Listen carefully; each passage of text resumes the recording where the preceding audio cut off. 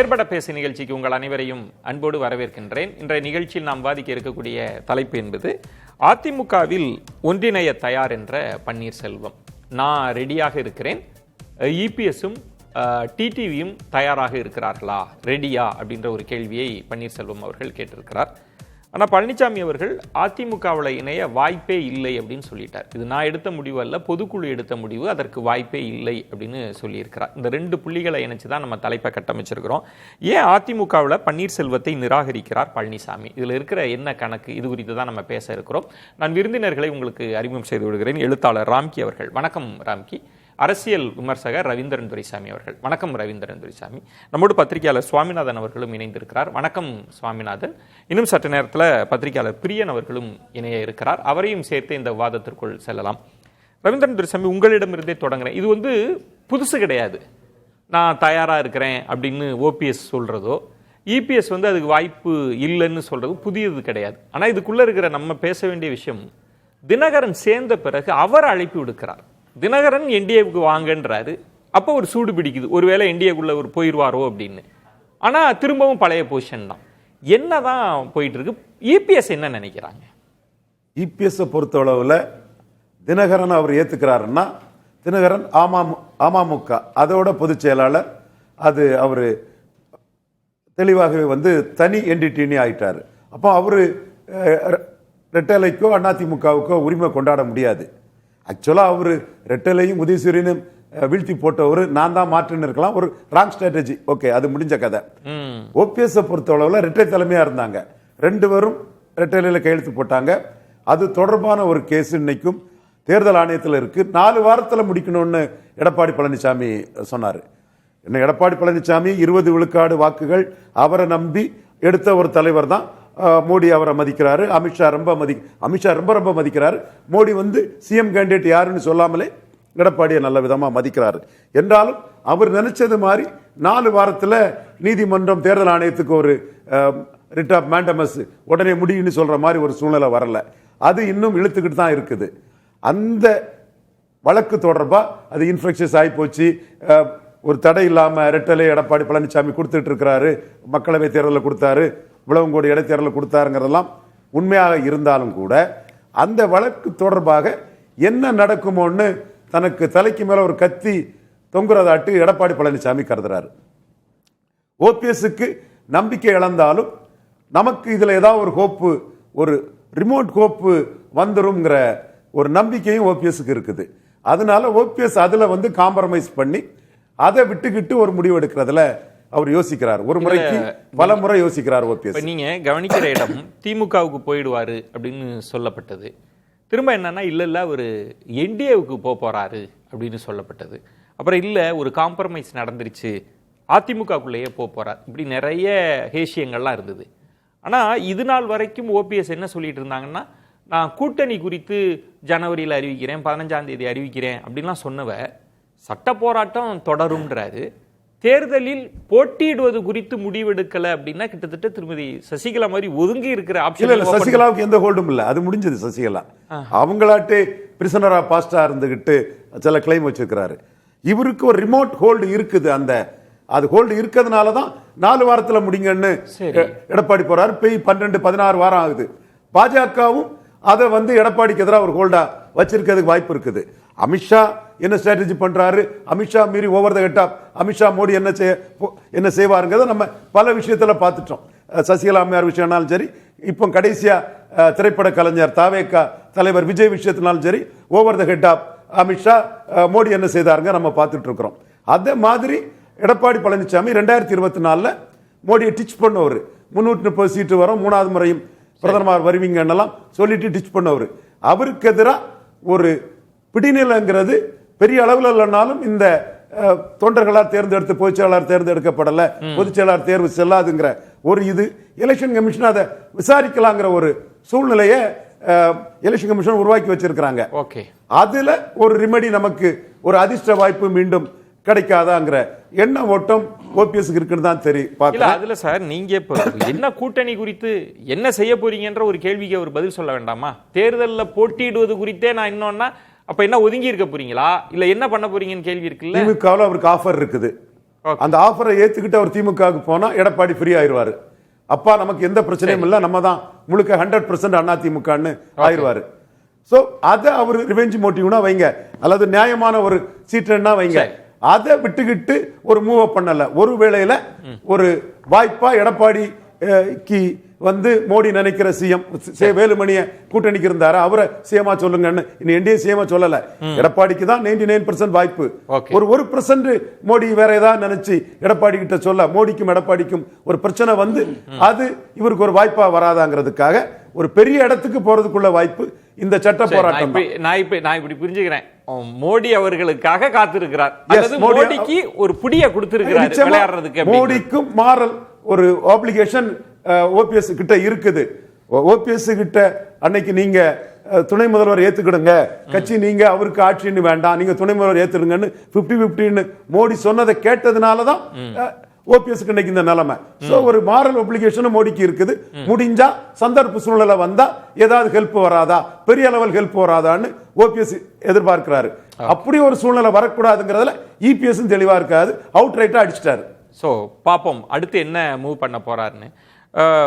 பிரியன் இதுல முடியவே முடியாது, இணைக்கிறதுக்கு வாய்ப்பே இல்லை அப்படின்ட்டார். இதுல 2 முக்கியமான புள்ளிகள் நம்ம அப்டேட் நியூஸை பார்க்குறப்ப தினகரன் அழைக்கிறார். தினகரன் அதிமுகவுக்கு அழைச்ச மாதிரி தெரியல, அவர் என்டிஏவுக்கு வாங்க அப்படின்றாரு. ஆனால் ஓபிஎஸ் அவர்கள் சொல்றது நீங்க இணைக்கிறதுக்கு முயற்சி எடுங்க அப்படிங்கிறாரு. இபிஎஸ் மறுத்துட்டார். தினகரன் அழைப்பு, இபிஎஸ் மறுப்பு.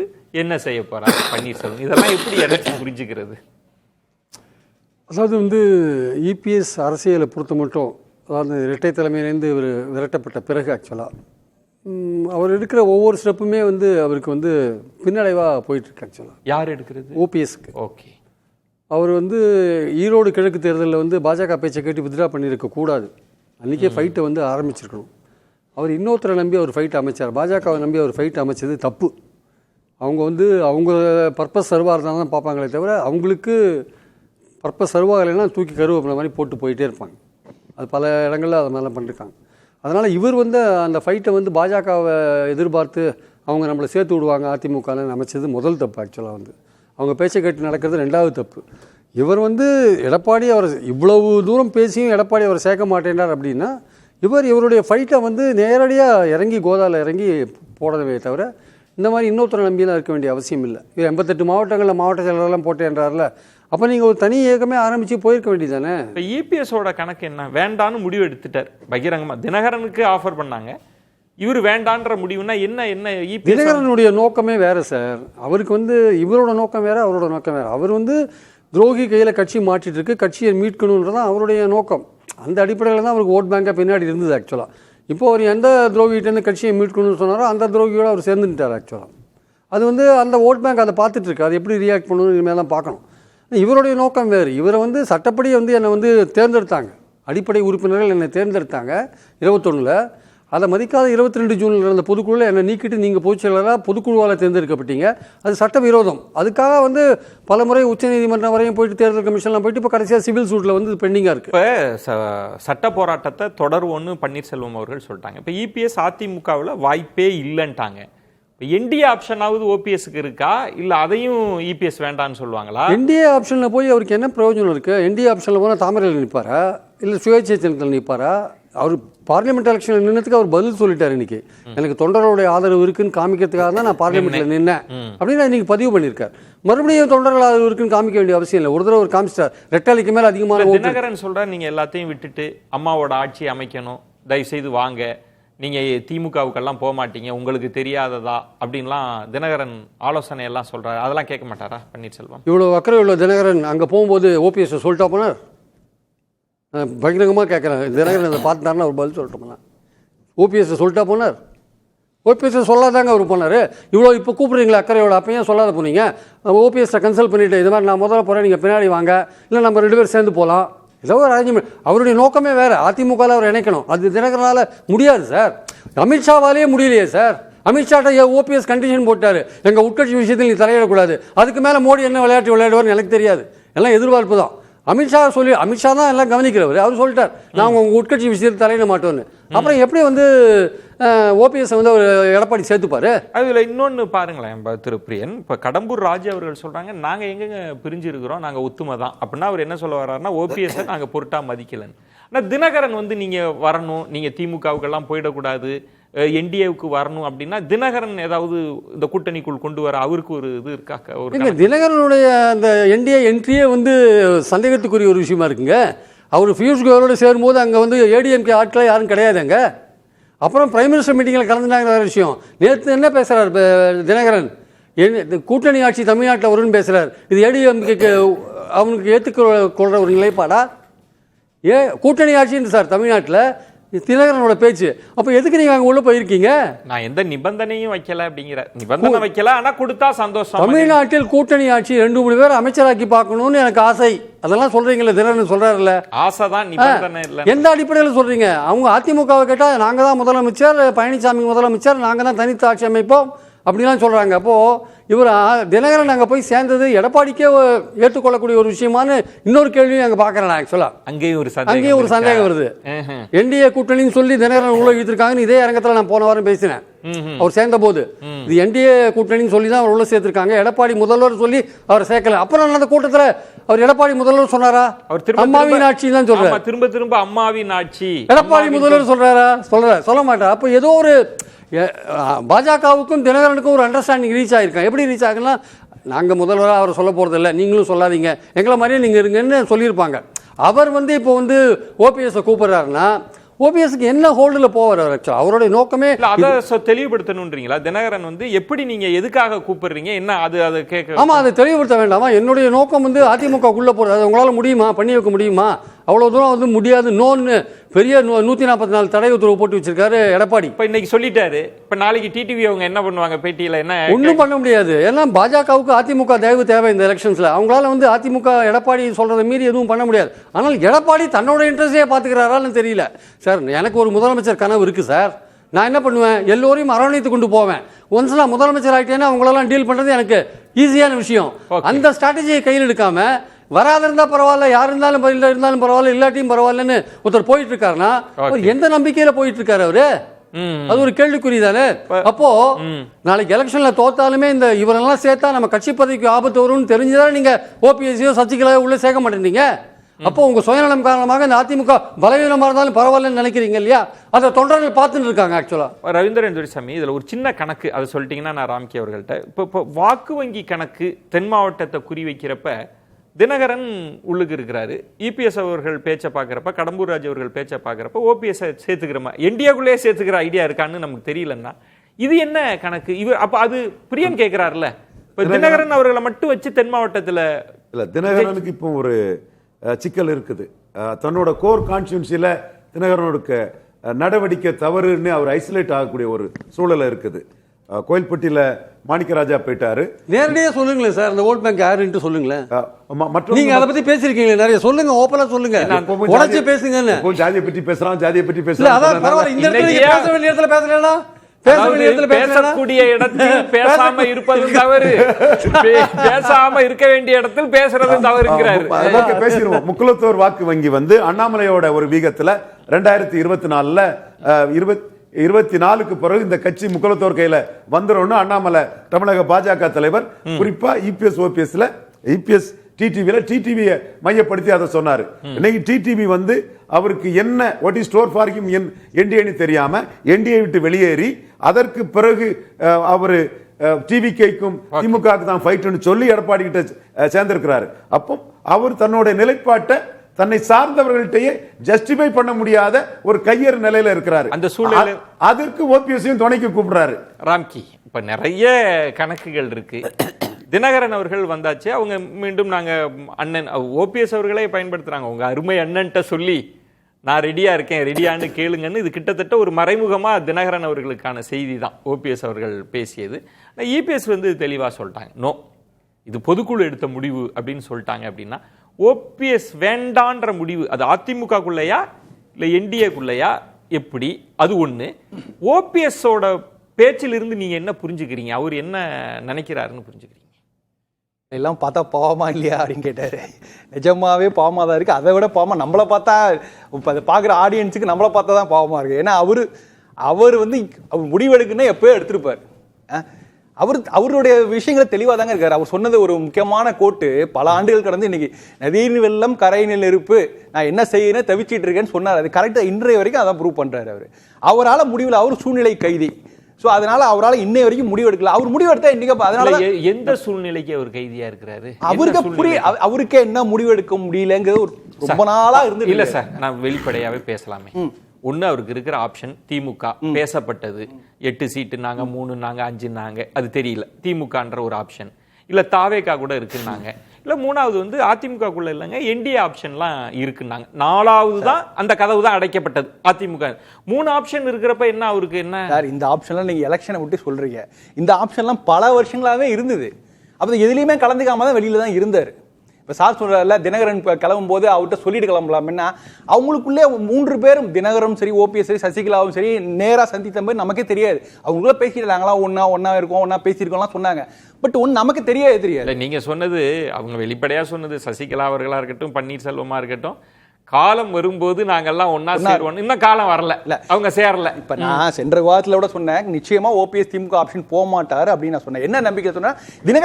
தினகரன் மாதிரி நானும் ஒரு நம்பிக்கிட்டு இருந்தேன். என்னன்னா, தினகரன் சொல்றாருல, நாங்களாம் அம்மா பிள்ளைகள் வேற எங்க சார் போவோம், 3 முறை முதல்வர் இருந்தவர் வேற எங்க போவாரு, இங்கதான் வருவார்னு சொன்னார்ல. இதே நம்பிக்கையில நானும் சொன்னேன், திமுக ஆப்ஷன் போக மாட்டாரு, தாவேக்காவும் போக மாட்டாரு, ஒன்னு என்டிஏக்குள்ள வருவார், என்டிஏ வெளில. தினகரன் அவர்கள் பேசினதுல பிரியன் அவர்கள் கேட்கறாங்கல்ல, அது போக மாட்டாங்கன்றது ஓகே, நாங்கெல்லாம் அம்மாவின் தொண்டர்கள்ன்றதெல்லாம் ஓகே, அவருக்கு என்ன ஸ்பேஸ் கொடுத்து அழைக்கிறீங்கன்றது, நீங்க சுயேட்சையில நிக்கிறது கூப்பிடுறீங்களான்னு கேக்குறாரு. இல்ல, நீங்க அதாவது அதிமுக வாய்ப்பு இல்ல, அது பல தடவை சொல்லிட்டாரு, முடிந்து போன விஷயம். எடப்பாடி சொல்றாரு துரோகின்னு சொல்றீங்க, அதிமுகவுல துரோகின்னு சொல்லிட்டு, அப்புறம் என்ன அம்மாவின் தொண்டர்கள் கொடையில அவங்க வரணும், அது என்ன கண்டிஷன் அப்ளை மாதிரி அந்த ஸ்பேஸ் என்ன? தினகரன் என்ன சொன்னாருன்னா, அமமுகல வாருங்கன்னா சொல்றாரு. நீங்க அவர் அமமுகவுல அழைக்கல சார். இல்ல, அதுதான் அர்த்தம். நீங்க அப்படிதான் அவர் என்டிஏக்குள்ள அழைக்கிறானா, அவன என்டிஏ தலைவர். இங்க பாருங்க, நான் ஒரு கேக்குறேன். இல்ல நான் ஒரு கேக்குறேன், இபிஎஸ் அவர்கள் ஏன் வந்து அதிமுகக்குள்ள இல்ல? ரவீந்திரன் துரைசாமி சொல்ற மாதிரி சம பலத்தோட இருக்கிற தலைவர்களா ஆளுமையா இருந்தாங்க, பொறுப்புல இருந்தாங்க, செல்வாக்கு விட்டுருங்க. அதனால இவர் வேண்டான்னு நினைக்கிறப்ப அமமுகக்குள்ள என்ன பிளேஸ் கொடுத்து தினகரன்? நான் இன்னொன்னு கேக்குறேன் சார், சசிகலா அவர்கள் இஷ்யூ இருந்தது இல்ல, அப்ப அவங்களுக்காக இடம்லாம் இருக்குன்னு சொன்னாங்கல்ல, அமமுகவுல ஸ்பேஸ் கொடுத்தாங்களா என்ன சசிகலா? இல்ல, நீங்க அது நமக்கு தினகரன் சசிகலா பத்தி, சசிகலா தினகரன் பத்தி பேசுறது இல்ல, நமக்கு அது தெரியாது. ஆனா ஓபிஎஸ்க்கு அதாவது என்ன எடுத்துருக்காங்க சார்? என்ன தினகரன் ஒரு வாய்ப்பு எதுக்காக சொல்றேன்னா, அதிமுக வாய்ப்பு இல்லைன்னு முடிவாயிடுச்சு. டெல்லியில பாஜக அவங்க வந்து ஒப்புக்கொள்ளவே இல்லை. அவங்க ஒரு ஆப்ஷன் கொடுத்தாங்க, நீங்க தனி கட்சி தொடங்கலாம் பார்க்கலாம் அப்படின்னாங்க. தனி கட்சி திரும்ப ஒரு மறுக்கிறார், நான் தனி கட்சி தொடங்க போவதில்லை அப்படிங்கிறாரு. மேபி இவர் வந்து தாமரையில் நிற்பதற்கு பாஜகவினர் கூட வாய்ப்பு கேட்டிருந்திருக்கலாம், அதுக்கு கூட மறுக்கப்பட்டு விட்டது. அப்படி இருக்குங்களா மறுக்கப்பட்ட, அதனாலதான் இல்லன்னா அது ஒரு ஆப்ஷன் எடுத்திருப்பாரு. இப்ப வேற ஆப்ஷன் இல்லாத போது தினகரன் சொல்றாரு அமமுக ஜாயின் பண்ணலாம். இந்த செய்தியே நம்ம ஒரு பாஜகவுல கேட்டு மறுத்தாங்கன்றது எப்படி சார்? அவர் சொல்றாரு, இல்ல கேட்டா அவங்க விருப்பப்பட்டு நின்னுங்கன்னு சொல்லுவாங்க. கலைஞர் முறையே கேட்டா அவரு நிக்கல. இதுக்கு ஒரே ஒரு உதாரணம், இப்ப வந்து அப்போ அன்னைக்கு கேபி முனுசாமி அவர்கள் இருந்தப்ப நீங்க பாஜகவுல சேர போறீங்களாமேன்னு அந்த கேள்வி கேட்டப்ப ஓபிஎஸ் அமைதியா இருந்தாங்க. கேபி முனுசாமி கோவமா பேச, என்னங்க நினைச்சிட்டு இருக்கிறீங்க ஒருங்கிணைப்பாளரை போய், அப்பா இவர் சொன்னார், நான் அந்த வார்த்தையை நான் பயன்படுத்த விரும்பல, அந்த கடைசியில கூட எனக்கு அதிமுக கொடி தான் இருக்கணும்னு சொன்னவரை நீங்க அப்படி ஒரு கேட்டு மறுக்க, இது யாருக்கு கொடுத்த தகவல் தான்? நானும் சொல்லி அதுதான் நம்ம டிப்பிக்கலா ஓபிஎஸ் அவர்கள் ஒரு அதிமுக விசுவாசி. அவர் அதிமுகவுக்கு உள்ள வருவார், ஏன்னா அதிமுக ஆதரவா தான் இருப்பார், என்னாலும் எட்டரைக்கு எதிராக போக மாட்டார். அப்படிதான் நாம அந்த அசம்ஷன்ல தான் நம்ம இவ்வளவும் பேசிட்டு இருக்கோம். சரி சார், எலெக்ஷன்ல போனாரு, ரெட்டலைக்கு எதிராக நின்னாரு. போல அவர் என்னன்னா அந்த இடத்துல வந்து நான் தலையிடலன்னு சொன்னாரு. ரெட்டையில 3வது இடத்துக்கு போச்சு சார். இல்ல நீங்க அது அவர் பலாப்பழம்னு சொன்னாரு. ஏன்னா அவர் நினைச்சா இரட்டைக்கு எதிராக பிரச்சாரம் செய்திருக்கலாம், பண்ணிருக்கலாம், பண்ணாரு. அவரால் அந்த முடிவு எடுக்க முடியாது சார்.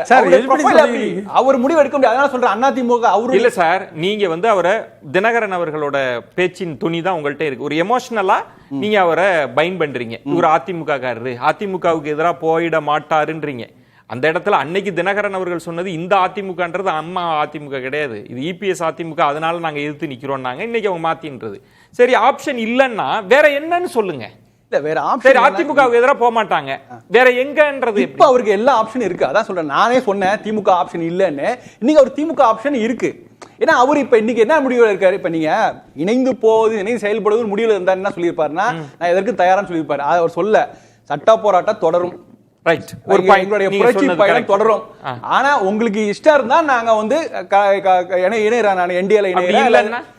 அது தினகரன் நீங்க பாத்து அப்படி இந்த இடத்துல தான் எனக்கு கேள்வி இருக்கு. இபிஎஸ் அவர்கள் ஒத்துப்பாங்களா என்டிஏக்கு? அதான் இவ்வளவு சொன்ன மாதிரி எப்படி சார் ஒத்துப்பாங்க? ஏங்க அவரு சொல்றாரு பிரச்சனையே என்னன்னா சட்ட போராட்டம் தான், இவ்வளவு தூரம் சொல்றாரு. அவ்வளவு வழக்கல் இருக்கு, 11 வழக்கல் பெண்டிங்ல இருக்குது. சோ அதெல்லாம் அப்படிதான் இருக்கும். நான் என்னுடைய சட்ட போராட்டம் தொடருங்கிறாரு. இதுக்கு மேல உங்களுக்கு இஷ்டம் தான் சேர்த்துக்கன்னு சொல்லும் போது அப்ப நம்ம ஒண்ணு புரிஞ்சுக்கலாம். நீங்க சொல்றதுல இருந்து என்டிஏ ஆப்ஷனை க்ளோஸ் பண்ணிடலாமா? ஏன்னா சட்ட போராட்டம் தொடரும்னு சொன்னா இபிஎஸ் அவர்கள் அனுமதிக்க போறது இல்ல, என்டிஏவில் நிச்சயமா அனுமதிக்க போறது இல்ல. ஆனா வேற ஏதாவது, அதாவது இதுலதான் நீங்க பார்க்கணும். ஓபிஎஸ் அவரு வந்து கண்டிப்பாக அவருக்கு வந்து இதுதான் பிரெஃபரன்ஸ். நீங்க நான் என்ன சொல்றேன், எல்லா ஆப்ஷன் இருக்கு, திமுக ஆப்ஷன் இருக்கு, தாவேக ஆப்ஷன் இருக்கு. ஆனாலும் அவருடைய பிரெஃபரன்ஸ் என்டிஏ தான் ஃபர்ஸ்ட் பிரெஃபரன்ஸ். ஆக்சுவலா நீங்க இதுல ஒண்ணு சார், இன்னைக்கு இல்ல ராம்கி ஒரு புள்ளியில நம்ம நிப்போம். இன்றைய பேட்டி என்ன துணி சொன்னதுன்னா, என் சட்ட போராட்டத்தை தொடர்வேன் அப்படின்றது ஓபிஎஸ் அவர்களோட பிடி இன்னைக்கு இருக்கு நமக்கு கிடைச்ச தகவல்ல. இன்னொன்று, இபிஎஸ் அவர்கள் வாய்ப்பே இல்லை இணைப்புக்கு, சட்ட போராட்டம் அது நீங்க கட்சிக்கு துரோகம் செஞ்சிட்டீங்க. இந்த 2 புள்ளியிலேருந்து பேசுவோமே, இது சமரசம் எப்படி ஆகும்னு நினைக்கிறீங்க? இதுல எடப்பாடி நிச்சயமாக சமரசத்துக்கு வரமாட்டார். நான் என்ன சொல்றேன், ஓபிஎஸ் திமுக பக்கம் போக மாட்டாருன்னு நான் நினைச்சேன். ஆனா திமுக அனுமதிக்காதுதான் இப்ப புரியுது. என்ன நீங்க திமுக இருந்துட்டு நீங்க எப்படி அதிமுக எதிராக நீங்க இதெல்லாம் பண்ண முடியும்? திமுகவுக்கு போனாலே சட்ட போராட்டம் விட்டுற வேண்டியதா? இன்னொரு ஆப்ஷன் ஆரம் வீரப்பன் இல்லங்க, அது மாதிரி கூட இருக்கலாம். இன்னொரு ஆரம் வீரப்பன் நிக்கல சார், அவர் நிக்கல. இவரு நான் கட்சி ஆரம்பிக்கலன்றதையும் சொல்லிட்டார் சார். இவர் இன்னைக்கு என்ன வீரப்பன் சபார்டினேட் ஜானகி, இவரு பிரின்சிபல் முதன்மை ஒருங்கிணைப்பாளர். சொன்னாரு நாங்க தேர்தலை பத்தி கவலையே படலன்னா சொல்றாரு. அப்ப ஒருத்தர் கேட்கிறார், நீங்க தேர்தலை புறக்கணிக்க போறீங்களா? நீங்க ஏங்க கருத்து திணிக்கிறீங்க, நாங்க அது முடிவுக்கு வரல அப்படிங்கிறார். அவருக்கு எது பிரையாரிட்டி? சட்ட போராட்டம், அதிமுகவுக்கு எதிரான செயல்பாடுகள் தான் பிரையாரிட்டி. தேர்தலை கடந்து போவார். உங்க புள்ளிக்கு தான் கடைசியா சட்ட போராட்ட புடிய விட போறது இல்ல அப்படின்னா இந்த 26ல என்ன செய்ய போறாருன்ற ஒரு கேள்வி இருக்கு. சுவாமிநாதன், இதுல 2 விஷயம் இருக்கு. அங்க சட்ட போராட்டம், அந்த புடியை நான் விட மாட்டேன்ற ஒரு குரல். இதுல வாக்கு கணக்குகள் இருக்குல்ல, பிரியன் அதை தான் தொட்டு காமிச்சாங்க. நீங்க ஜெயிக்கணும் அப்படின்னா கணக்கு, அதெல்லாம் நம்ம தொடர்ந்து பேசுறோம்ல. இபிஎஸ் தெளிவா அதிமுகல வேண்டான்னு நினைக்கிறாங்களா, இல்ல என்டிஏவிலேயே வேண்டான்னு நினைக்கிறாங்களா? அப்படி வேண்டான்னா என்ன நடக்கும்? அப்ப வாக்கு வங்கி கணக்கெல்லாம் எப்படி எதிர்கொள்ளலாம்னு இபிஎஸ் நினைக்கிறாங்க? இல்ல நிச்சயமா சார், எடப்பாடி பழனிசாமி அவர்களை பொறுத்த வரைக்கும் இன்னைக்கு பன்னீர்செல்வம் அவர்கள் இந்த பேட்டியை தொடங்குறப்பே ஒரு இடத்துல பேசுறாரு சார். முதல்ல அந்த பேட்டி முடிகிற நேரத்துல இணைத்துக்கங்கிற குரல் ஒலித்தாலும் கூட பேட்டி தொடங்குறப்பே ஒரு விஷயத்தை குறிப்பிடுறாரு. ராமநாதபுரத்துல நான் போட்டியிட்டேன், 5-6 பன்னீர்செல்வங்களை களமிறக்குனாங்க அப்படிங்கும் போது அது நெகட்டிவா தான் ஆரம்பிக்கல. நீங்க அதுல கிளைமேக்ஸ் என்ன என்பதை தாண்டி அவரு அந்த விஷயத்தை ஓபன் பண்ற தருணத்துல இருந்தே தொடக்கமே கசப்போடு தான் தொடங்குறாரு, அந்த கசப்பை சொல்லி தான் தொடங்குறாரு. ஆமா, கசப்ப சொல்லிதான் தொடங்குறாரு. அப்ப அது ஒரு இணைப்புக்கான அச்சாரம் என்பது ஒரு கசப்பிலிருந்து தொடங்குறது இல்ல. நடந்தவை நடந்தவையாக இருக்கட்டும், நடப்பவை நல்லவையாக இருக்கட்டும் அப்படிங்கிற தொனில தான் அந்த குரல் ஒலித்திருக்கணும். பட் அவர் கடந்த காலத்தையும் குறிப்பிடுறாரு, பேசுறாரு. சோ இன்னொன்னு மிக முக்கியமா ஒரு சட்ட போராட்டத்தை தொடருவேங்கிற, கிட்டத்தட்ட ஒரு சிலுவம்பாளையம்ங்கிற ஒரு ஊராட்சியில ஒரு ஊராட்சி செயலாளராக இருந்த எடப்பாடி பழனிசாமி அவர்கள் இன்னைக்கு ஒரு அதிமுக என்கிற ஒரு இயக்கத்துக்கு பொதுச் செயலாளர் ஆயிட்டார். சோ அவர் நம்ம தொடர்ந்து அவருடைய செயல்பாடுகளை பார்த்த வரைக்கும் அவர் முதல்வர் இருக்கையை விட அந்த பொதுச் செயலாளர் இருக்கையை தான் உயர்வா நினைக்கிறார். அவர் பழைய கடந்த காலங்கள்ல பலமுறை அதை பதிவு செய்திருக்கிறார். சோ அப்ப அவருக்கு டிடிவி தினகரன் அவர்களை பொறுத்தவரை தனி கட்சி ஆரம்பித்திருக்கிறார். அவர் தொடர்ந்து தன்னை நிரூபித்திருக்கிறார். ஓட்டு வங்கி அரசியல்ல தனித்து அவர் மட்டுமே ஓட்டு எடுக்கிறது இல்ல. இப்ப பன்னீர்செல்வம் அவர்களுக்கும் டிடிவி தினகரன் அவர்களுக்கு இருக்கிற வேறுபாடு என்பது, டிடிவி தினகரன் அவர்கள் நிறுத்திய வேட்பாளர்கள் ஓட்டு எடுத்தாங்க. இங்க ராமநாதபுரத்துல பன்னீர்செல்வம் அவர்கள் ஓட்டு எடுத்தாங்க. 2க்கும் வித்தியாசம் இருக்கு. நீங்க பன்னீர்செல்வம் அவர்கள் எடுக்கிற ஓட்டு என்பது அவருடைய ஒரு ஆளுமைக்கு கிடைக்கக்கூடிய ஓட்டு. ஆனா டிடிவி தினகரன் அவர்கள் 21 தொகுதிகள்ல கடந்த 2021 சட்டமன்ற தேர்தலில் அதிமுகவை வீழ்த்தி காட்டியிருக்கிறார். அப்ப அதனால அதுக்கு ஒரு இம்பார்ட்டன்ஸ் கிடைக்குது. ஒன்று. இன்னொன்று, அவர் சட்ட போராட்டம் நடத்தல. அந்த கட்சி துரோகிகளின் கையில் சிக்கிக் கொண்டது என்பது போன்ற வார்த்தை பிரயோகங்கள் தான் செய்தாரே ஒழிய அவர் ஒரு சட்ட போராட்டம் நடத்தல. அந்த இடத்துல எடப்பாடி பழனிசாமி அவர்களுக்கு சேஃபாவும் உணர்றாரு அவரு. சோ இது எல்லாத்தையும் தாண்டி நீங்க 2019 ஒரே சின்ன ஒரு தரவு மட்டும் சொல்லலாம்னு நினைக்கிறேன் சார். ஆனா பன்னீர்செல்வம் அவர்களுக்கு கணிசமான இம்பார்ட்டன்ஸ் கொடுக்க வேண்டிய இடத்துலயும் அதிமுக இருக்குங்கிறது சொல்றேன். 2019 பாராளுமன்ற தேர்தலில் சார், ராமநாதபுரம் விஜய் நாடாளுமன்ற தொகுதியில பாஜக வேட்பாளர் நயினா நாகேந்திரன் அவர்கள் இன்றைய மாநில தலைவர் போட்டியிட்டார். அவர் எடுத்த மொத்த ஓட்டு 3,42,821. அன்னைக்கு அதிமுக பாஜக எல்லா அலையன்ஸ். ஆனா பன்னீர்செல்வம் அவர்கள் அவருடைய குரலே சொல்வதாக இருந்தா 5-6 பன்னீர்செல்வங்கள் எல்லாம் போட்டியிட்ட பின்பும் அந்த பலாப்பழ சின்னம் 3,42,882 ஓட்டு. அதாவது நயினா நாகேந்திரன் அவர்கள் பாஜக ஏடிஎம்கே அலையன்ஸ் எடுத்த ஓட்டை விட 61 ஓட்டு கூட பெற்றிருக்காரு. அப்ப அது ஏதோ ஒரு வகையில அவருடைய ஆளுமையை அது நிரூபிச்சிருச்சு. பட் ஆனா அவர் என்ன செய்திருக்கணும்னா, தொடர்ச்சியா அவரே ஒரு 4-5 வேட்பாளர்களை நிறுத்தி தன்னோட பலத்தை காட்டியிருக்கணும். அவர் தனக்கு பின்னால் தொண்டர்கள் இருக்காங்கிற காட்டுறதுக்காக ராமநாதபுரத்துல கண்டெஸ்ட் பண்ணினார். செப்டம்பர் 4ஆம் தேதி ஒரு தொண்டர்கள் மாநாடு நடத்துறேன்னு சொன்னார். அதையே நடத்தல அவங்க கடந்த காலங்கள்ல. சோ அப்ப அவர் தன்னை நிரூபிக்க வேண்டிய இடத்துல எல்லாம் அவர் வந்து நிரூபிக்காமல் ஒரு மௌனம், நீண்ட மௌனம் சார். இதுல நீங்க சுவாமிநாதன், நீங்க கடந்த கால வரலாறுகளை சொல்றீங்க. இப்ப நம்ம எதிர்காலம் தேர்தல் கண்ணுக்கெட்டு தூரத்துல வந்தாச்சு. நீங்க ஏதாவது ஒரு முடிவு எடுத்தாயிரணும். தினகரன் அவர்கள் உள்ளுக்கு இருக்கிறார், அவர் ஒரு அழைப்பு விடுக்கிறார் அப்படின்னா ரவீந்திரன் துரைசாமி அவர்கள் சொல்றாங்க அவருக்கு ஒரு தேவை இருக்கு இவர் வரணும்ன்றதுன்னு. ஆனா இபிஎஸ் அவர்கள் இன்னைக்கு கொடுத்த பேட்டின்றது ஒரு செய்தியை சொல்லிருச்சு அப்படின்னா என்ன திட்டம்? தினகரனே போதும்னு நினைக்கிறாங்களா? தினகரன் உள்ளுக்கு இருந்து ஓபிஎஸ் அவங்க வெளியில இருந்தாங்கன்னா அது என்னவா இருக்கும்? அதை இபிஎஸ் எப்படி பாக்குறாங்க? இந்த கணக்கெல்லாம் நம்ம பேசலாம்ல. ஆமா சார், நிச்சயமா சார். அப்படி வந்து டிடிவி தினகரன் அவர்கள் மட்டும் அந்த என்டிஏக்குள்ள இருந்து ஓ பன்னீர்செல்வம் அவர்கள் வெளியில இருந்தாங்கன்னா ஒரு பெரிய அனுதாபம் உருவாகும். அந்த அனுதாபத்தை அறுவடை செய்யக்கூடிய இடத்துல ஓபிஎஸ் அவர்கள்ட்ட நீங்க வேட்பாளர்கள் இருக்காங்களா? அது எப்படி எதிர்விளைவை ஏற்படுத்தும்? நீங்க இதை டிடிவி தினகரன் அவர்கள் போன்று ஓ பன்னீர்செல்வம் அவர்கள் ஒரு 20-25 தொகுதிகளில் வேட்பாளர் போட்டாங்கன்னா அந்த கதையை மொத்தமா மாறிடும். கடந்த முறை அமமுக எப்படி ஒரு டேமேஜா இருந்துச்சோ, எப்படி ஒரு ஸ்பாயிலரா இருந்துச்சோ, அப்படி ஸ்பாயிலரா ஓ பன்னீர்செல்வம் அவர்கள் உருவாக முடியும். அவர் வேட்பாளரே போடாம திமுக பக்கம் ஒதுங்கிட்டாருன்னா ரொம்ப எளிதா அதிமுகவுக்கு பாருங்க நாங்க முதல்ல இருந்தே சொன்னோம் அவர் திமுக பக்கம் போயிட்டாரு என்பதாக களமாடுறதுக்கு ஒரு வாய்ப்பு அமைஞ்சிடும். ஆனா அவர் தாவேகா பக்கம் போயிட்டாருன்னா அது அதிமுகவுக்கு பெரிய ரிஸ்கான விஷயமா மாறிடும். நீங்க ஏறக்குறைய அது கடந்த காலங்கள்ல எப்படி டிடிவி தினகரன் அவர்கள் வெளியில இருக்கும் போது ஒரு கடுமையான சேதத்தை ஏற்படுத்துச்சோ, அது மாதிரி ஓபிஎஸ் அவர்கள் மட்டும் தனித்து விடப்படும் போது ஒரு சேதத்தை ஏற்படுத்தும். இல்ல நீங்க சொல்றது தாவேகா ஆப்ஷன் போனா அதிமுகவுக்கு பெரிய டேமேஜ் ஏற்படுத்தும் அப்படின்றப்ப திரும்ப செங்கோட்டையன் அவர்கள் சொன்ன விஷயம் தான். நாங்க சிறுக ஆட்களை சேகரித்து அவர் சொல்ற மாதிரி நாங்க கூட்டணி பேச்சுவார்த்தை எல்லாம் நாங்க பேசுறோம், ஆட்களோட பேசுறோம். டெல்லியில இருந்து உடனடியா ஆட்கள் வந்துடுறாங்க, எங்களை பலப்படுத்த விடல அப்படின்றத எப்படி எடுத்துக்கிறது? இல்ல சார், அது கிட்டத்தட்ட காலம் வந்து அவர்களை வந்து வழி நடத்துகிறது அப்படின்னு தான் சார் பாக்குறேன். டிடிவி தினகரன் அவர்களுக்கு அவர் மட்டும் உள்ள இருக்கிற பொழுது ஓ பன்னீர்செல்வம் அவர்கள் வந்தால்தான் அந்த சமூக ஓட்டை ஒன்றிணைந்து பெற முடியும். ஆனா இதுக்குள்ள எடப்பாடி பழனிசாமி அவர்களுக்கு இன்னொரு கணக்கு கூட இருக்கலாம் சார். அது என்ன கணக்கு அப்படின்னு பாத்தீங்கன்னா, பொதுவா தென் மாவட்டங்கள்ல மிக முக்கியமான சமூகங்கள்ல ஒன்றா நாடார் சமூகம் இருக்காங்க, அது மாதிரி முக்குளத்தூர் சமூகம் இருக்காங்க, தேவேந்திர உள்ள வேளாளர் சமூகம் இருக்காங்க. அந்த தேவேந்திர உள்ள வேளாளர் சமூகத்தை சேர்ந்தவர்களும் இன்னைக்கு ஜான் பாண்டியன் போன்றவர்கள் இந்த கூட்டணிக்குள்ள தானே இருக்காங்க. அந்த வகையில இந்த அலையன்ஸ் ஜெல் ஆகும். ஓபிஎஸ் வெளியில இருந்தாலும் கூட டிடிவி தினகரனை வைத்து முக்குளத்தூர் ஓட்டும் நமக்கு விழும், தேவேந்திர உள்ள வேளாளர்கள் ஓட்டு விழும். அது சில தொகுதிகளில் வெற்றி வாய்ப்பை பெற்றுத்தரணும் கூட கணக்கு போட்டுக்கலாம். ஏன்னா நீங்க கடந்த தேர்தல் ஒரு உதாரணம் சார். 58 தொகுதிகள் இருக்கு சவுத்துல, 18 தொகுதிகள் தான் ஜெயிச்சாங்க தேசிய ஜனநாயக கூட்டணி. அன்னைக்கு இருந்த சுவாமிநாதன் ஒன்றை நீங்க கவனத்தில் பெறுங்க. இதை ஒரு கேள்வி ஆகிறப்ப திரு அன்புமணி அவர்கள் வந்து தன்னை முன்னிலைப்படுத்துகிற போது, தான் ஒரு முதல்வர் வேட்பாளர்னு முன்னிலைப்படுத்துகிற போது அந்த சமூகம் ஒரு பெரிய புத்துணர்ச்சியோடு அவங்களுக்கு ஆதரளிப்பதை பார்க்கிறோம். அது 5% இருக்கு, 6% இருக்கு. தினகரன் அவர்களும் நான் முதலமைச்சர்ன்றப்ப ஒரு பெரும் திரட்சியை பார்க்க முடியுது. அதுவே அவங்க கூட்டணி சமரசம் அப்படின்னு போறப்ப அது சடார்னு கீழே விழறதையும் பார்க்க முடியுது. அதையும் சேர்த்து தானே நீங்க அந்த கணக்கு நம்ம 21 அப்படியே ஃபிட்டின் பண்ண முடியுமா? இல்ல, நிச்சயமா முடியாது சார். நீங்க கேட்டதை கூட அந்த சமூகம் அப்படிங்கக்கூடியது உங்களை ஒட்டுமொத்தமா முதல்வரா பாக்குறாங்க, சட்டமன்ற உறுப்பினர்களா பார்த்தாங்கிற பார்வையும் முதல்ல இல்ல. அதுல மிக மிக முக்கியமா 2016 மாற்றம் முன்னேற்றம் அன்புமணி அப்படின்னு முன்னிலைப்படுத்தி முதல்வர் வேட்பாளராக அவர்களை களமிறக்கிற போது கூட ஒரு தொகுதி கூட ஜெயிக்கலையே. ஆனா சுவாமிநாதன், நீங்க கவனிக்க வேண்டிய விஷயம் அது 5-6% அப்படின்னு அவர் டிராவல் பண்ண இடத்துல அந்த சமூகத்தின் வாக்கு திரட்சியை நம்ம டேட்டாவை டீகோட் பண்றப்ப இருக்கே, நம்மளுடைய முதல்வர் வேட்பாளர்னு அவங்க வந்து வாக்களிச்சிருக்காங்களே. அல்ல, வாக்கு சதவீதம் கூடுதலாக இருக்கும். பட் அதிமுக போன்று திமுக போன்ற ஒரு பிரதான கட்சிகளோட அணி சேர்றப்ப நேர் பாதி அதுல குறைந்தாலும் கூட அது அந்த இணைத்துக் கொள்கிற கட்சிகளுக்கு லாபம் தானே சார். ஏன்னா இவங்ககிட்ட ஒரு மேஜர் ரோல் இருக்குல்ல. இப்ப நீங்க அவர்களை முன்னிலை அந்த இடம் பிரியன் சொன்ன இடம் அது டிரான்ஸ்பர் ஆகுமான்னு கேட்கிறார்.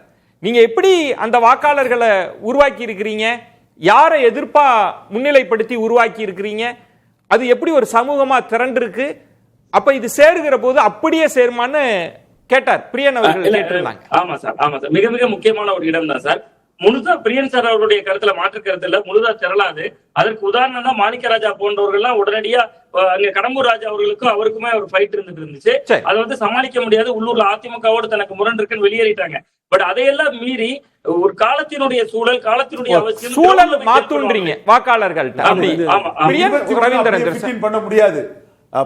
தினகரன் ஆர்கேனர்ல வெற்றி பெற ரெட்டலையும் உதயசூரனையும் தூக்கி போட்டாரு, 5.5% எடுத்தாரு, 2.5% எடுத்தாரு. அதுக்கு பிறகு அவர் வாக்கு வலிமை என்ன? நீங்க 21 அப்படியே 15 பண்ணாதீங்க.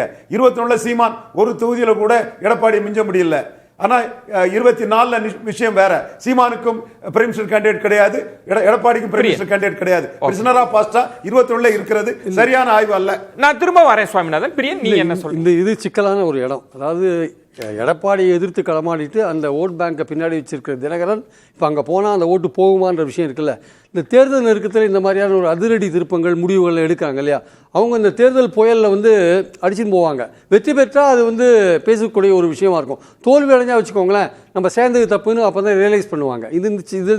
இந்த விஷயத்தை கடந்து தான் போகணும். நீங்கள் ஒரு முடிவு எடுத்து போயிட்டீங்க, அது எப்படி வரும்னு சொல்ல முடியாது.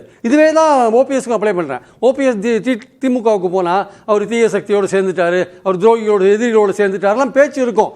ஆனால் தேர்தலில் வெற்றி பெற்றுட்டாருன்னா எல்லாம் இறங்கி அடிச்சாருப்பா மனுஷன் இபிஎஸ் அப்படின்னு வரும்ல. சிக்கலான இந்த ஏரியால வந்து டிராவல் பண்ணி ஆகணும். வெற்றி எல்லாத்தையும் நியாயப்படுத்திடும் எல்லாத்தையும். வெற்றி நம்ம அதை கூட தள்ளி வச்சிடலாம். இப்போ நீங்க வந்து திருமதி சசிகலா வெளியில தான் இருக்க போறாங்க. அவங்களுக்கு வாய்ப்பு இருக்கிற மாதிரி தெரியல. அவங்களும் மறைமுகமா வைத்தியலிங்கம் போறப்ப மறைமுக சாடல் இபிஎஸ் அவர்கள் மீது இருக்கு. ஓபிஎஸ் அவர்களை நீங்க வெளியில வச்சுட்டீங்க. இப்ப தினகரன் மட்டும் தான் உள்ளுக்கு இருக்கிறார். அப்ப நீங்க பேசுங்க. அப்ப இது இபிஎஸ் அவர்களோட கணக்கு என்னவா இருக்குன்னு சொல்லுங்க.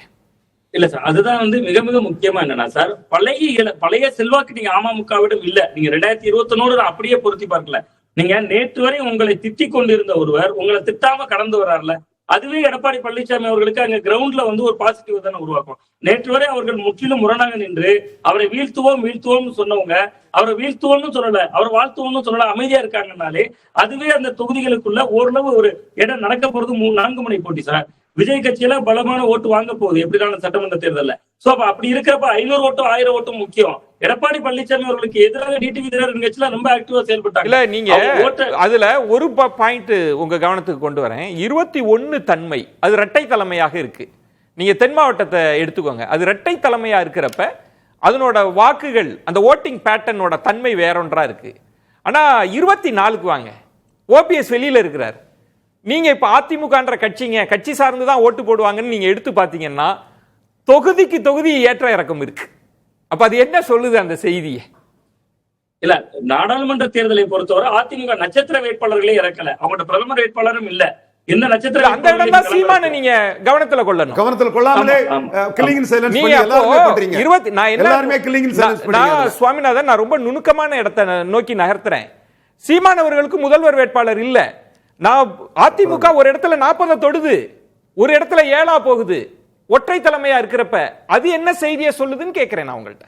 இல்ல சார், அதாவது தென் மாவட்டங்கள்ல ஓபிஎஸ் டிடிவி போன்றவர்கள் உள்ள இருக்கிறதுனால அதிமுக ரொம்ப பலம் பெறும். அதே நேரத்துல இங்க எடப்பாடி பழனிசாமி அவர்களுடைய தலைமைத்துவத்துக்கான சிக்கல் அவருக்கு வந்து நம்ம நெருடலா மாறுது இல்ல. நான் அதான் குறிப்பிட்டேன் சார், அவர் ஒரு சாதாரண ஒரு ஊராட்சி செயலாளராக இருந்து இன்னைக்கு பொதுச் செயலாளர் இருக்கைக்கு வந்திருக்கிறார். அவர் என்ன நினைக்கிறாருன்னா, ஓபிஎஸ் போன்றவர்கள் உள்ள வந்தாங்கன்னா நேரடியா நம்ம தலைமைத்துவத்துக்கு எதிர்காலத்துல கூட சவால் அமையலாம்.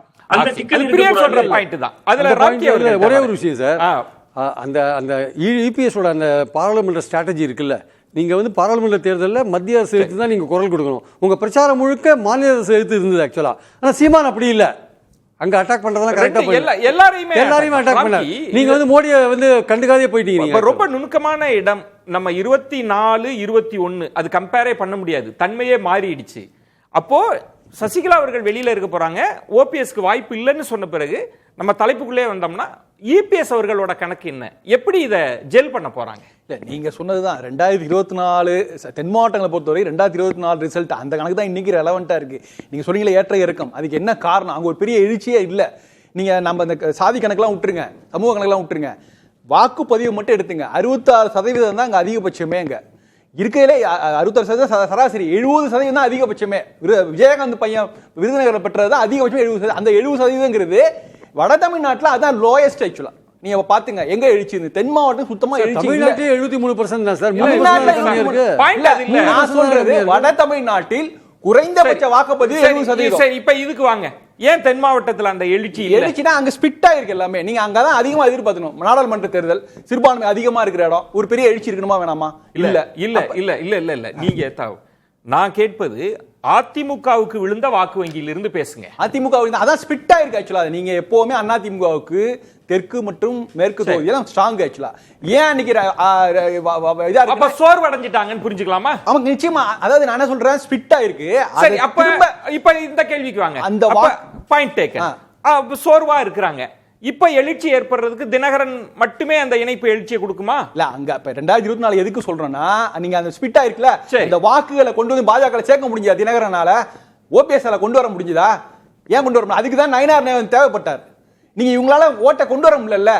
நீங்க அதுதான் பிரச்சனையா அங்க. நீங்க ஸ்பிட்டா இருக்குது, அது எங்க வருது அப்படிங்கறத அதையே டீகோட் பண்ணலாம். இப்ப அதிமுகவில் நிராகரிச்சிட்டாங்க. நீங்க முன்பெல்லாம் சொல்லுவீங்க என்டிஏ சில கூட்டணி முன்முயற்சிகள்லாம் எடுத்தது, தினகரன் அவர்களே அப்படிதான் உள்ளுக்கு வராங்கன்னா, அது மாதிரி ஏதாவது இனி ஸ்பேஸ் இருக்கா?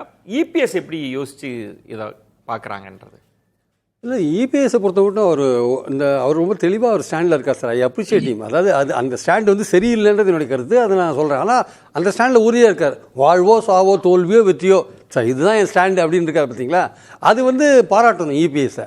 பட் ஆனால் வந்து ஓபிஎஸை பொறுத்த மட்டும் அவருக்கு ஓபிஎஸ்ஸுக்கான வாய்ப்புகள் வந்து அவர் இனிமேல் அவரோட அரசியலை வந்து நிலைநிறுத்திக்க வேண்டிய அவசியம் இருக்குது. இபிஎஸ்க்கு வந்து இந்த ஸ்டாண்டு வெற்றியை கொடுக்குமான்னா நிச்சயமாக அந்த தினகரனோட ஓட் பேங்க் அவர் பின்னாடி போகுமா அப்படின்றது கேள்விக்குறி. ஒருவேளை இந்த சமூக கணக்கெல்லாம் தாண்டி இபிஎஸ் அவர்கள் வந்து ஆன்டி இன்குபன்சி இருக்கு, அது போதும்னு நினைச்சிட்டாங்களா? ஆன்டி இன்குபன்சி இருக்கு சார், அதுக்கேற்றபடி ப்ரோ இன்குபன்சி இருக்குல்ல. பயனாளிகள் இருக்காங்களே, 1.25 கோடி பயனாளிகள் திமுக ஆட்சியில் இருக்கா அவங்க சொல்றாங்க. இருக்கு. பெண்கள் பாதுகாப்பு, போதை மருந்து, கள்ளச்சாராயம், இந்த மாதிரி விஷயங்கள்லாம் நிறைய ஆட்சிக்கு எதிரான விஷயங்கள் இருக்கு. பட் திமுக மார்க் பண்றது என்னன்னா, நாங்க வந்து பயனாளிகள் 1.25 கோடி இருக்காங்க, அவங்கள மார்க் பண்ணி அவங்கள வந்து ஓட்டரா மாற்றத்துக்கான முயற்சிகளை நாங்கள் எடுக்கிறோம் மைக்ரோ லெவலில். அதனால ப்ரோ இன்கம்பன்சியில் நாங்கள் வின் பண்ணணும் அவங்க நினைக்கிறாங்க. அவங்க கூட்டணியும் இன்னைக்கு வரையும் டாக்டாக தான் இருக்கு. காங்கிரஸ் வந்து அப்படி இப்படி போனால் கூட கடைசியில் இவங்க கூட தான் போவாங்கன்ற மாதிரி இருக்கு. அந்த கூட்டணி இப்படியே கண்டினியூ ஆச்சுன்னா ப்ரோ இன்குபன்சி இருக்கும்போது அவங்க ஓரளவுக்கு கன்வின்சிங்காக வந்து ஒரு எட்ஜ் இருக்கிற மாதிரி தான் நான் ஃபீல் பண்ணுறேன் ஆக்சுவலாக. ஓகே சுவாமிநாதன், நீங்கள் எப்படி பார்க்குறீங்க? இப்போ என்டிஏக்குள்ள ஆப்ஷன் இருக்குமா, இல்லை அதையும் நிராகரிக்கிறாங்க அப்படின்னா வேறு என்ன காய் நகர்த்தல் இருக்கும்னு நினைக்கிறீங்க இபிஎஸ் அவர்கள்? சரி, எடப்பாடி பழனிசாமி அவர்களை பொறுத்தவரை இன்னைக்கு பாஜகவினுடைய மாநில தலைவராகவும் அதே முக்குளத்தூர் சமூகத்தை சேர்ந்தவர் தான் இருக்காங்க. அது ஒரு வகையில கிரவுண்ட்ல ஜெல் பண்ணணும்னு அவர் நம்பலாம். இன்னொன்று மிக முக்கியமா, பசுமன் முத்துராமலிங்க தேவரையா அவர்களுக்கு மிக முக்கியமான பாரத ரத்னா விருது வழங்கணும்னு கோரிக்கை விடுத்திருந்தார். எடப்பாடி பழனிசாமி அவர்கள் தான் கோரிக்கை விடுத்திருந்தார். கடைசி நேரத்தில் அதற்கான ஒரு அறிவிப்பு வந்துச்சுன்னு வச்சுங்களேன், அது கூட உங்களுக்கு சென்டிமெண்டா கிரவுண்ட்ல மாத்தலாம்னு அவர் நம்பிக்கை கொடுத்துட்டாங்க சார். இனிமே வருமா தெரியாது, திடீர்னு சொன்னா சொல்லலாம். அவர்கள் அவார்டெல்லாம் கொடுத்துட்டாங்க, பத்மா அவார்ட்ஸ் கொடுத்துட்டாங்களே. என்ன இல்ல சார், அதை தாண்டி தேர்தல் நெருக்கத்துல பாஜக எப்பொழுதுமே தேர்தல் நெருக்கத்துல சில விஷயங்களை ரகசியமா வைத்து செய்வாங்க. அது போன்று பாஜகவுக்கான தேர்தல் அசைன்மெண்டா கூட அது இருக்கலாம். அது நமக்கு போக போதான் தெரியும். எடப்பாடி பழனிசாமி அவர்கள் ஏன் இவ்வளவு கான்பிடண்டா இருக்காரு அப்படிங்கிறது நமக்கு நீங்க சொல்றது ரொம்ப முக்கியமானது. ஒரு அறிவிப்பின் மூலம் பீகார்ல எப்படி தாக்கூருக்கு நாங்க சொன்னோமோ கற்பூரி தாக்கூர்ன்ற மாதிரி ஒரு அனௌன்ஸ்மெண்ட்டை வச்சு இதை பேலன்ஸ் பண்ணிடுவாங்கன்றீங்க. பண்ணிடலாம் என்பதாக கூட யூகம் இருக்கலாம். ஏன்னா அவர் அந்த கோரிக்கை மனு கொடுத்திருக்காருல்ல சார். இப்ப இந்த 125 நாட்களாக மாற்றினா அதுல இருக்கிற ஒரு பெரிய சிக்கல் வந்து கவுண்டர் கன்சால்டேஷன். அது ஒரு பெரிய சிக்கலாயிரும்ல, அதுவும் கவனமா கவனிக்க வேண்டியதுல. ஏன்னா கடந்த முறை இபிஎஸ் அவர்கள் அதை தவிர்த்துக்கிட்டே இருந்தாங்க. இந்த முறை பாஜக செய்யுது அப்படின்னா அது ஓகேவா இருக்குமா, கரெக்டா வருமா? இல்ல, பாஜக இரண்டு கோரிக்கைகள் வைத்திருந்தார் சார். ஒன்று மதுரை விமான நிலையத்துக்கு வைத்திருந்தார். அதுக்கு எதிர்ப்பு வந்தோன்னா அந்த குரலை விட்டு விட்டார். அந்த குரலை முற்றிலும் அவர் நம்ம அப்படி ஒரு குரல் வைத்தோம் அப்படிங்கிறதே அவர் எடப்பாடி பழனிசாமி அவர்கள் அதுல இருந்து நீங்க சொல்ற முக்கியமான பாயிண்ட்ன்றது பாஜகவின் அதிரடி அறிவிப்புகள் மூலம் ஓபிஎஸ் இதை சரி கட்ட முடியும்னு ஒரு கணக்கு இருக்கலாம், அது அதிமுக தரப்புல அப்படி ஒரு நம்பிக்கை கூட இருக்கலாம். அதனால அவர் வந்து கொஞ்சம் இதாக செயல்படலாம். இன்னொரு விஷயம், நீங்க சொன்னது நயினார் நாகேந்திரன் மேக்கப் பண்ணிக்கலாம் சொல்றீங்களா, அதுல ஒரு வித்தியாசம் இருக்கு. என்னன்னா சசிகலாவோ தினகரனோ அல்லது ஓபிஎஸ்ஓ எடப்பாடியினால பாதிக்கப்பட்டவர்கள். அந்த அடிப்படையில் தான் அந்த கம்யூனிட்டியோட பேக்கிங் அவங்களுக்கு இருக்கு. நயினார் நாகேந்திரனுக்கு போக மாட்டாங்க, ஏன்னா அவங்க பேர்ல பரிதாபம் இருக்கு. ஆக்சுவலா சுருக்கமா ஆமா சார். சார் நிச்சயமா சார், இன்னைக்கு டிடிவி தினகரன் அவர்களோ ஓ பன்னீர்செல்வம் அவர்களோ சசிகலா அவர்களோ எடப்பாடி பழனிசாமி அவர்களால் பாதிக்கப்பட்டவர்கள் அப்படிங்கக்கூடிய புள்ளியில இணைந்தவர்கள் தான் அது. ஆனா அப்படி இணைந்தவர்கள் பல பேர் தான் இன்னைக்கு டயர்டாகி மீண்டுமே இணைஞ்சிட்டாங்களே. இன்னைக்கு கூட ஓ பன்னீர்செல்வம் அவர்கள் செய்தியாளர் சந்திப்பு நடத்திட்டு இருந்திருக்காரு. திருப்பூர் புறநகர் மாவட்ட செயலாளர் ஓபிஎஸ் அணியை சேர்ந்தவர் எடப்பாடி பழனிசாமி அவர்கள் முன்னாடி கட்சியில் இணைந்திருக்கிறார் இன்னைக்கு கூட. அவர்கள் ஓகே நீங்க சொல்றது வந்து அது வீக்கெண்ட் ஆயிருச்சு. அது புயல் கடந்து போன மாதிரி தம்பி சாமிநாதன் ஒரு முக்கிய புள்ளியை தொட்டாரு.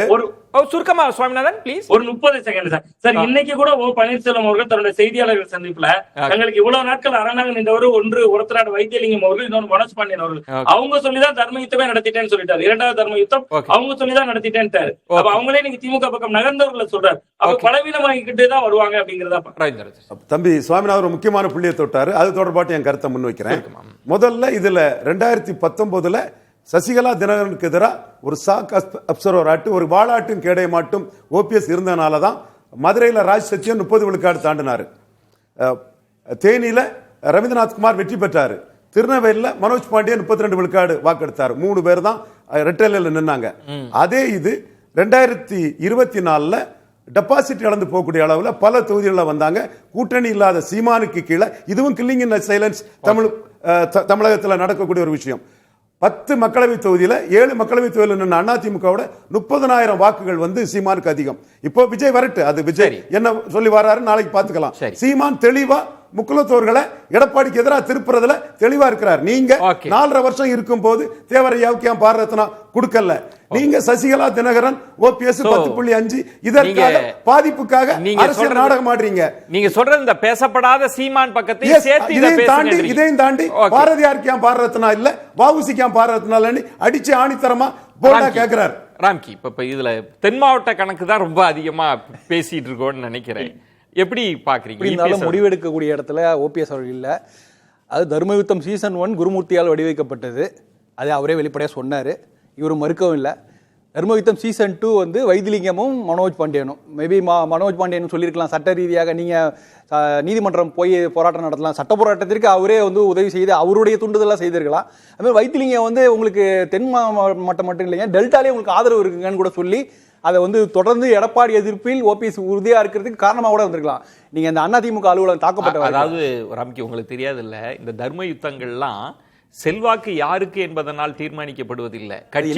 கட்சிக்குள் அதிகாரம் யார்கிட்ட இருக்கு, அவரை யாரு சுவைக்கிறாங்கன்றதுனால நடக்கிறது. அதுக்கான நோக்கம் என்ன நமக்கு தெரியாது. ஆனா அதை நம்ம காயின் பண்ணது, அதை முன்னெடுத்து செல்றதே ஓபிஎஸ் நம்ம நினைச்சிட்டு இருந்தோம். ஆனா அது இல்லைங்கிறது இன்னைக்கே அவர் ஒரு ஒப்புதல் வாக்குமூலமா கொடுத்திருக்காரு.